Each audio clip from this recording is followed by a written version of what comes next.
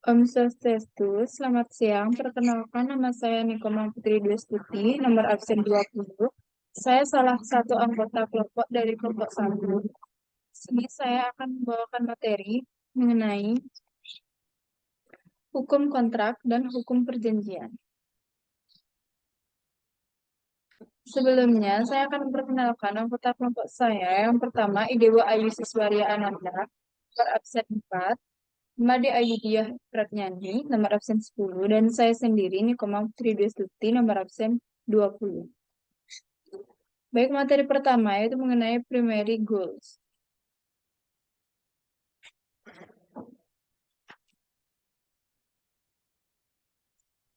Baik, materi pertama yaitu keterikatan, pengertian, dan syahnya suatu kontrak.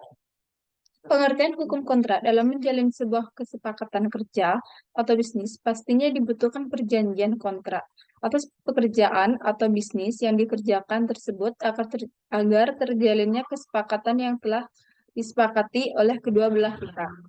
Misalnya dalam transaksi jual beli dengan penjual uang prestasi dalam pengiriman barang sehingga menyebabkan terhambatnya usaha.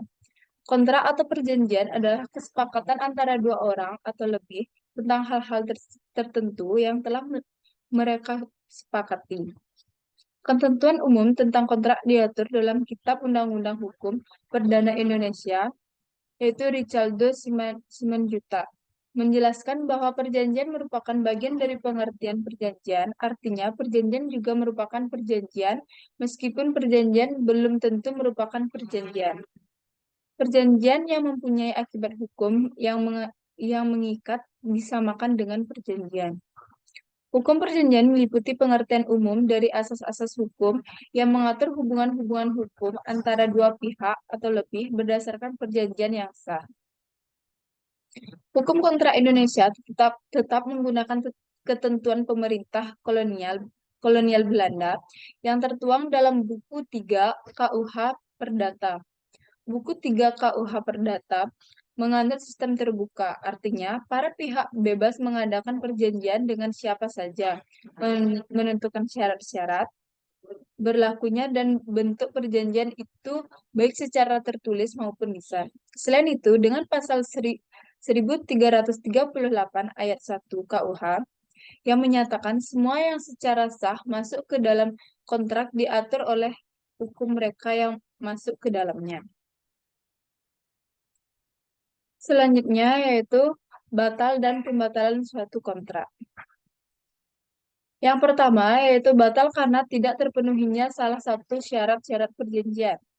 Batalnya suatu kontrak menyangkut suatu persoalan tidak terpenuhinya syarat sahnya suatu perjanjian yang berdasarkan pasal 1320 KUH Perdata terdiri dari 4 syarat, yakni syarat pertama yaitu adanya kesepakatan kedua belah pihak, syarat kedua adanya kecakapan untuk melakukan pembuatan hukum, syarat ketiga adanya objek tertentu, dan syarat keempat yakni adanya kausa yang halal. Selanjutnya yaitu yang kedua batal karena terpenuhinya syarat batal dalam perjanjian syarat. Perikatan bersyarat merupakan salah satu bentuk perikatan yang dikenal dalam masyarakat. Dalam KUH Perdata sendiri, perikatan bersyarat didefinisikan sebagai perikatan yang digantungkan pada syarat. Syarat itu adalah peristiwa yang masih akan datang dan masih belum tentu akan terjadi. Perikatan dengan syarat ini dibedakan menjadi dua, yakni perikatan dengan syarat tangguh dan perikatan dengan syarat batal. Dalam praktiknya, syarat batal ini sering dicantumkan dalam klausul yang mengatur tentang kemungkinan terjadi perbatalan perjanjian beserta penyebab dan konsekuensinya bagi para pihak. Pembatalan kontrak yang diatur dalam perjanjian atau terminasi dapat dilakukan dengan penyebutan alasan pemutusan perjanjian.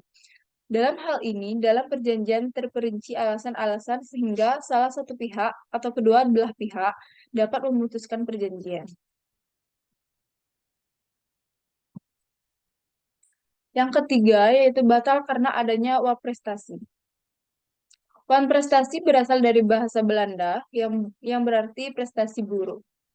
Seseorang yang berjanji tetapi tidak melakukan apa yang dijanjikannya, ia alpa, lalai, atau ingkar janji, atau juga ia melanggar perjanjian.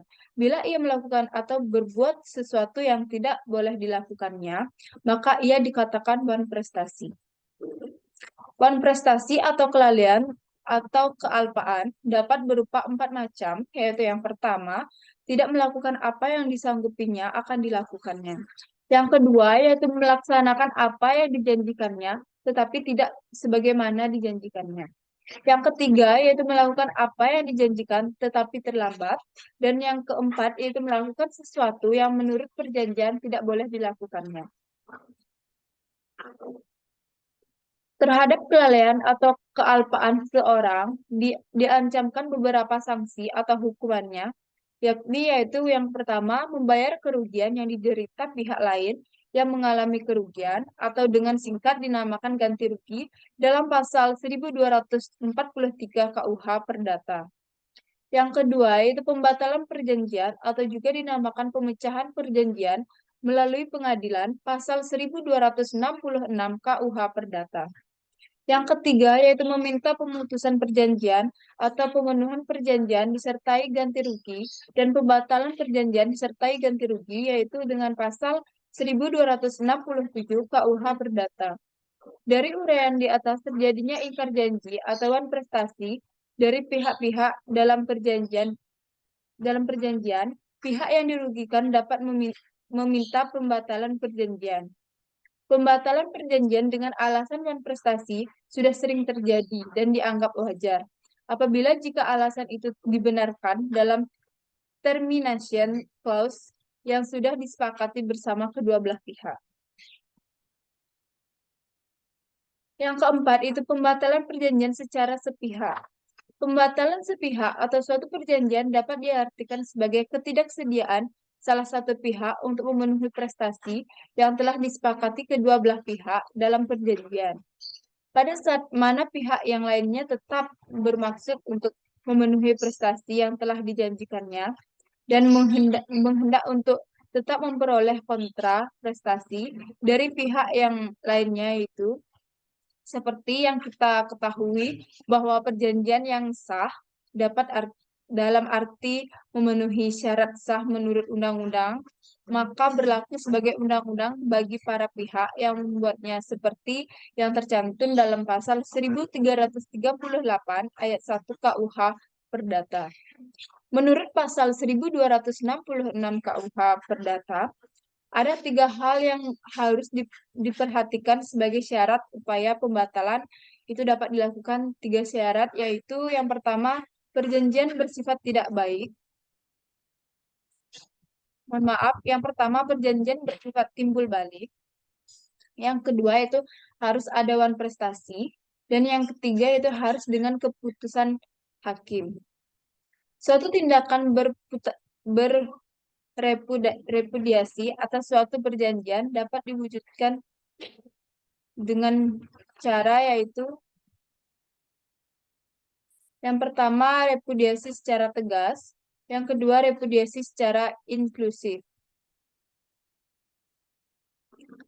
Materi selanjutnya yaitu anatomi kontrak.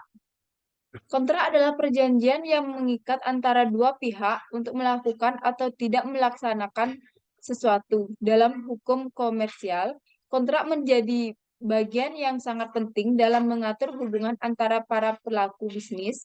Untuk memahami kontrak secara menyeluruh, kita perlu memahami anatomi atau struktur kontrak itu sendiri. Berikut adalah beberapa komponen penting dalam anatomi kontrak dalam hukum komersial. Yang pertama yaitu pihak-pihak yang terlibat, yang kedua objek perjanjian, yang ketiga harga atau ganti rugi, yang keempat syarat-syarat, dan yang terakhir itu pelaksanaan dan penyelesaian sengketa. Dan pendata tanganan. Dalam hukum komersial, anatomi kontrak sangat penting untuk memastikan bahwa kontrak tersebut sah dan mengikuti secara hukum. Jika salah satu komponen penting dalam kontrak tidak terpenuhi, maka kontrak tersebut dapat dianggap tidak sah atau batal. Baik, sekian presentasi menyusul dari saya. Saya ucapkan terima kasih. Om Santi Santi Santi. Om.